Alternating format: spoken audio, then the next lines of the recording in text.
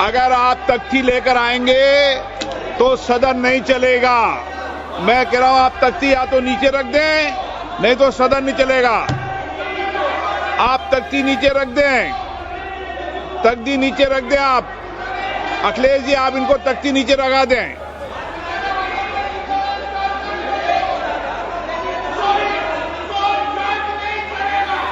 Advocate प्रिया सरोज, सुश्री इकरा चौधरी,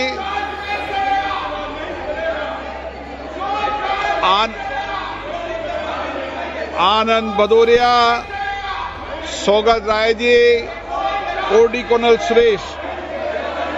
मैंने स्थगन प्रस्ताव की किसी भी सूचना की अनुमति प्रदान नहीं की गई है।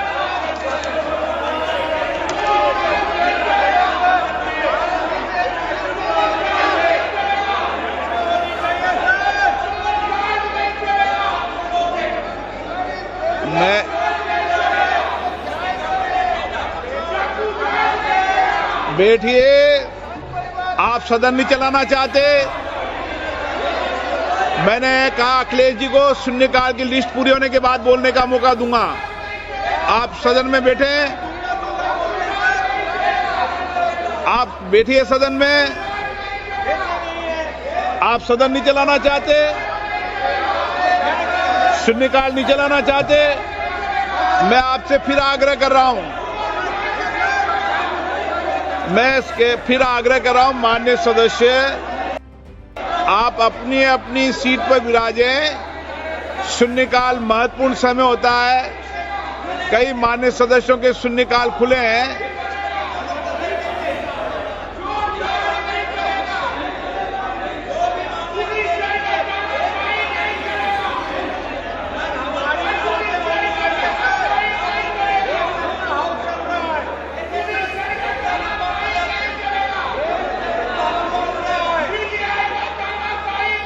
सदन, आप सदन नहीं चलाना चाहते।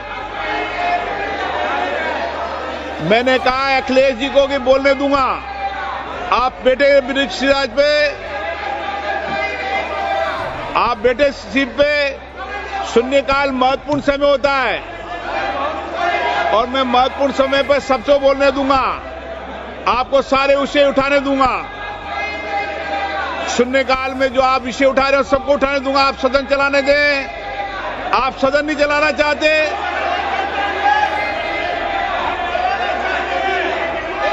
आप सदन में गतिरोध पैदा करना चाहते हैं। शून्यकाल महत्वपूर्ण समय होता है। सभी माननीय सदस्यों को पर्याप्त समय पर्याप्त समय होता है। नारेबाजी लेने के लिए नहीं भेजा आपको। नारेबाजी करें सदन के बाहर, नारेबाजी सदन के बाहर करिए। सदन में नारेबाजी करने की अलाउ नहीं है। अगर इधर नारेबाजी करेंगे, सदन को गतिरोध करेंगे, सदन नहीं चलेगा। सदन व्यवस्था से चलेगा, नियम प्रक्रियाओं से चलेगा। नारेबाजी करने के लिए सदन नहीं है। सदन की कार्रवाई, फिर मैं आपको मौका दे रहा हूं, एक बार बैठ जाइए, फिर बोलना मौका दूंगा। सदन की कार्रवाई,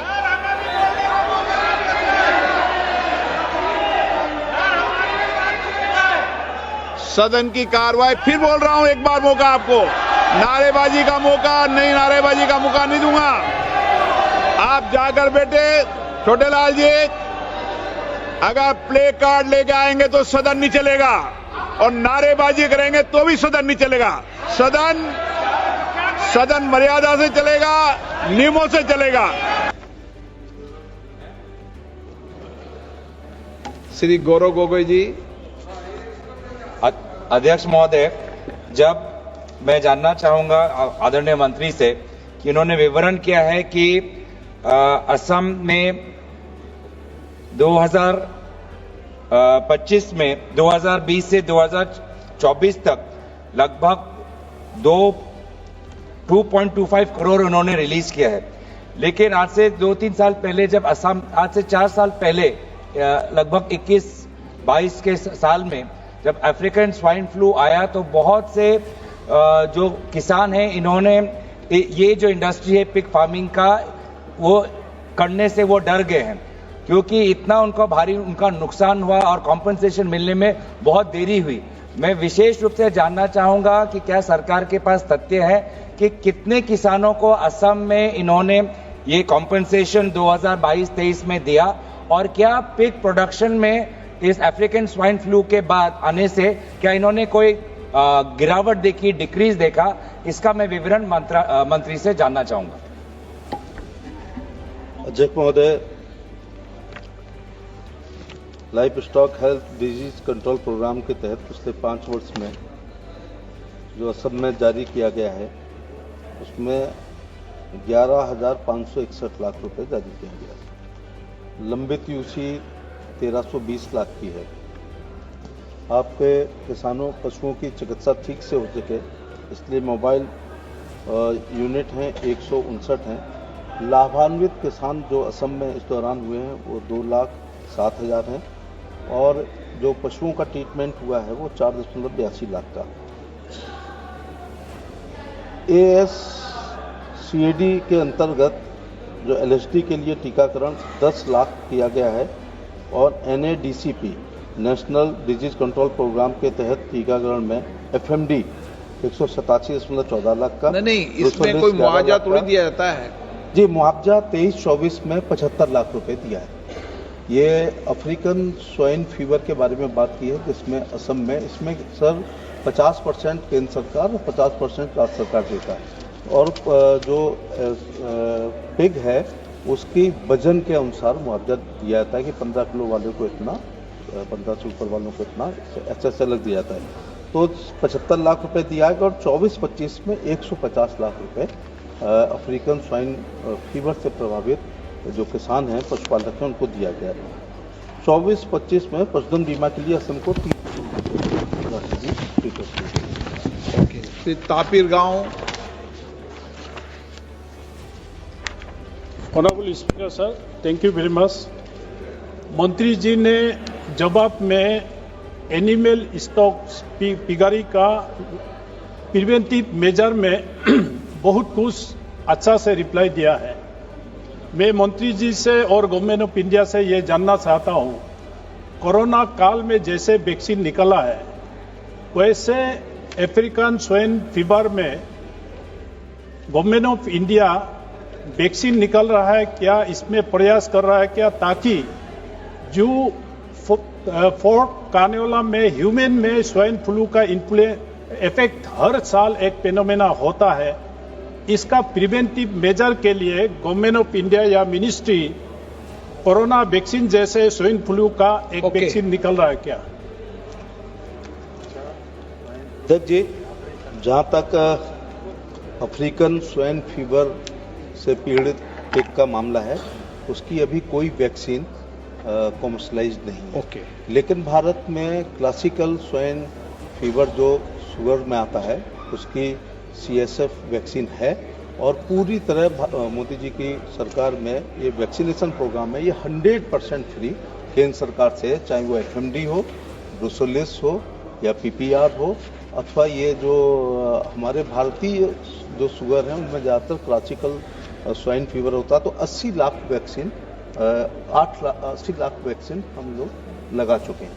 लेकिन जिस वैक्सीन की बात आप कर रहे हैं अफ्रीकन स्वाइन फीवर की, उसकी वैक्सीन अभी तैयार नहीं हो पाई है। क्वेश्चन नंबर 426 डॉक्टर नामदेव किसान। माननीय मंत्री जी, माननीय सदस्य। Sir, India is a most favored nation for this tariff and ये कृषि उत्पाद के ऊपर जो आयात शुल्क है वो 39% है एट एन एवरेज और अमेरिका 5% चार्ज करती है। गवर्नमेंट ने 2023 में सोचा कि एग्री हुई, गवर्नमेंट तैयार हुई कि वो टैरिफ कम करेगी, तो सरकार कितना टैरिफ कम करेगी और वो टैरिफ कम करने की सरकार ने सोची है क्या, ये मैं सवाल पूछना चाहता हूँ।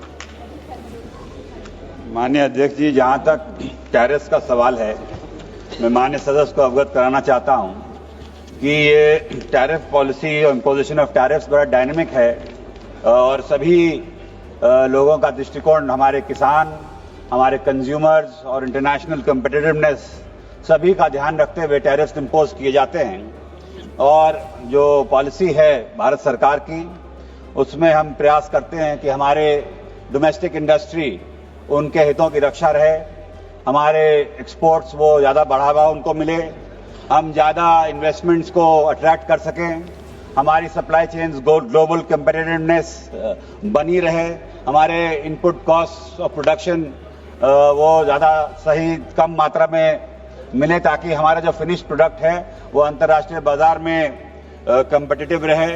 हम ग्लोबल सप्लाई चेन्स जहां किसी और देश में टैरिफ लगते हैं, तो हम भारत को वो देश बनाना चाहते हैं जो विश्व की चॉइस हो और यहाँ लोग आके निवेश करें। जहां तक कृषि का सवाल है, कृषि में भी क्योंकि बड़ी सेंसिटिव चीज़ है और प्रयास हम यही करते हैं कि हमारे किसानों की रक्षा, उनको मूल दाम और साथ ही साथ बहुत से ऐसे कदम उठाए हैं। खासतौर से अभी हाल ही में प्याज के ऊपर मैं बता सकता हूं कि जहां मंडी के दाम कम हुए हैं तो सरकार ने कदम उठाते हुए चलिए धन्यवाद।